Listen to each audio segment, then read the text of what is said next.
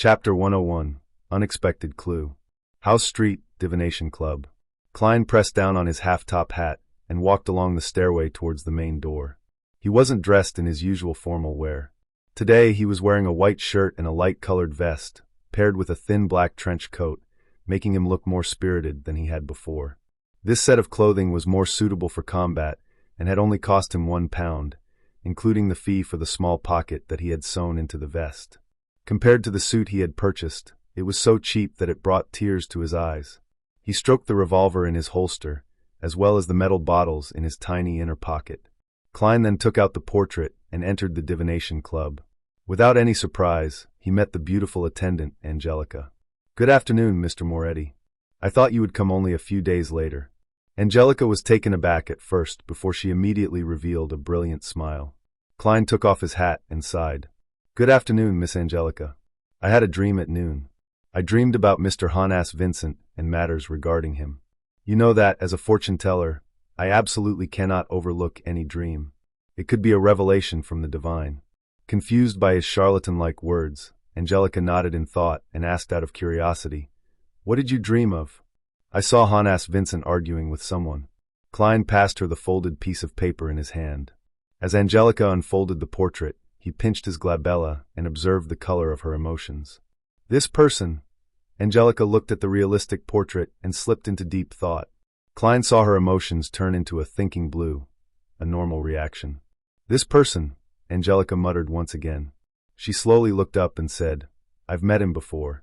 Klein's mind whirled as he immediately asked, "When was it?" "I can't remember the exact date. Maybe a month ago? I saw him send Mr. Vincent to the door, and they were softly discussing something. I have a deep impression of him because of his thick and messy eyebrows, as well as Mr. Vincent's rare smile," Angelica described as she recalled. "Yes, he had a pair of grayish-blue eyes and, like most men his age, had little hair on his head." "Did you meet him again before or after that?" asked Klein gently. Angelica shook her head. "No, I am certain of that. I don't even know his name. To be honest, if it wasn't you, I would have suspected that any person showing me a portrait like this is a policeman investigating Mr. Vincent's death."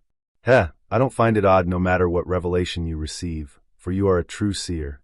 "My apologies, I am a policeman," Klein retorted silently as he sighed and said, "A true seer would understand how minuscule he truly is compared to the vastness of fate. We can only see a hazy corner, forever receiving revelations, but never answers. We must reflect upon them constantly, and keep up our respect and fear. We must decipher these hints with caution, and not see ourselves as the intelligent ones who have taken control of fate." By summarizing what he had figured out over the past few weeks, Klein suddenly realized that his spirit vision turned clearer. He could even faintly make out the details within Angelica's aura. At that instant, he felt like a short-sighted man who was wearing glasses that suited him. Has my seer potion begun to produce clear signs of digestion?" Klein was stunned in disbelief. "I never imagined that a seer like you can still maintain such fear and respect towards fate." "It's truly admirable," said Angelica earnestly. She had seen too many people in the Divination Club who claimed to see through the truth and change fate after learning a few divination methods. Klein retracted his gaze and chuckled. "The more you know, the better you can understand how small we truly are." As he was saying this, he checked his body's condition and reflected on his past experiences. He could basically narrow the essence of the acting technique to actions corresponding to the name of the potion, understanding the hidden laws governing the role, as well as strictly abiding by these laws. Only by doing so could he change the state of his body, heart, and soul, making them closer to the remnant psyche in the potion, so as to gradually digest it. The acknowledgement of a seer's identity was only a factor on the surface. The reason why it made one's spirituality feel light had to do with how the feedback strengthened one's affirmation of particular divination actions.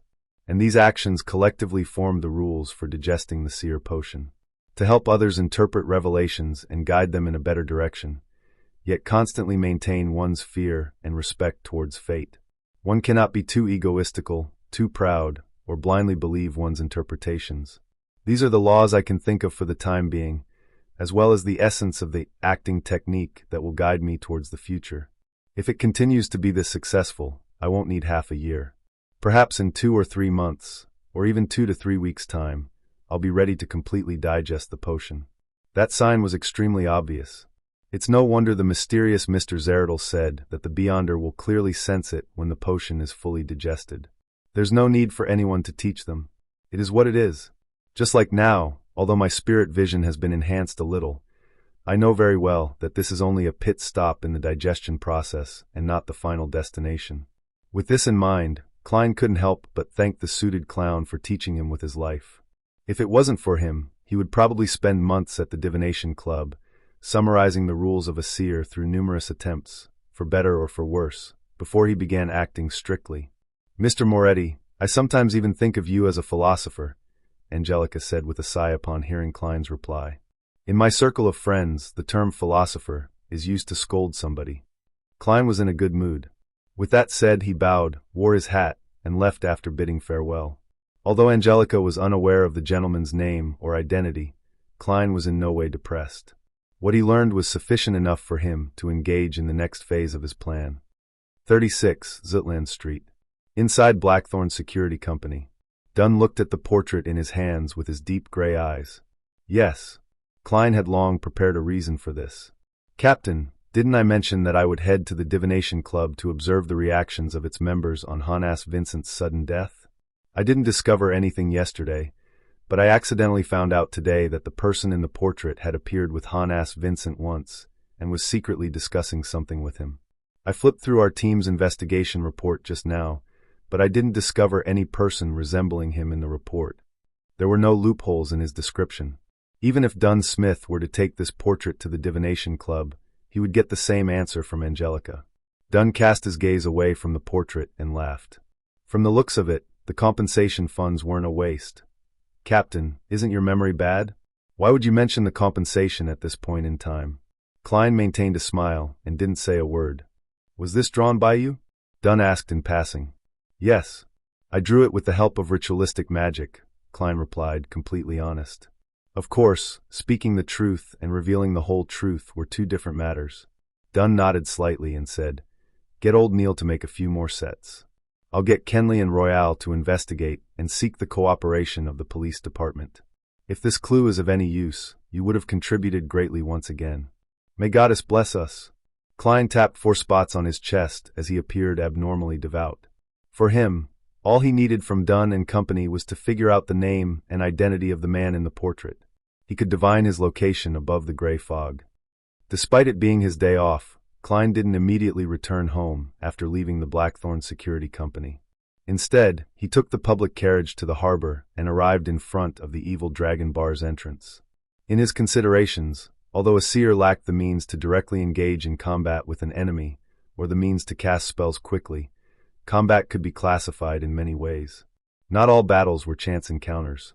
As long as he had sufficient time to prepare, a seer could similarly deal with an enemy using ritualistic magic. It was exactly how he resolved the magic mirror divination incident at Selena's house.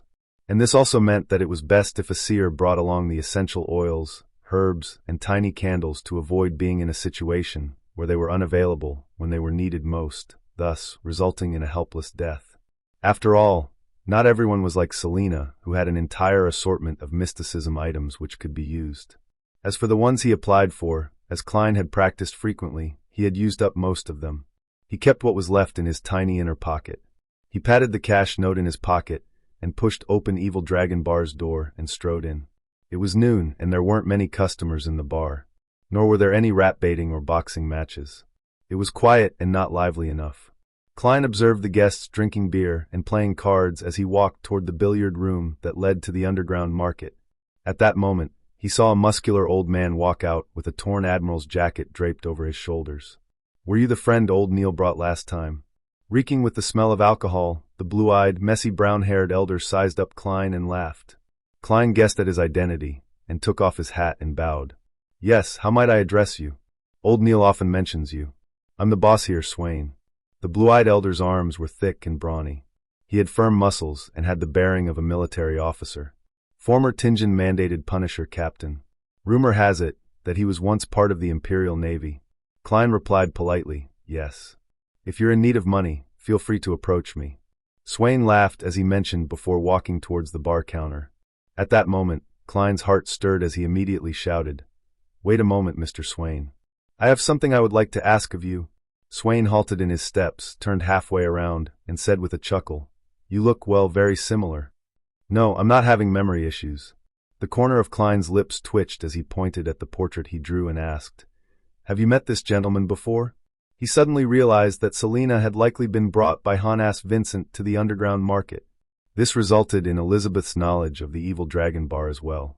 Then, could the man in the portrait who had some relationship with Honass Vincent have come here before? Swain took a careful look and replied affirmatively. "I remember him.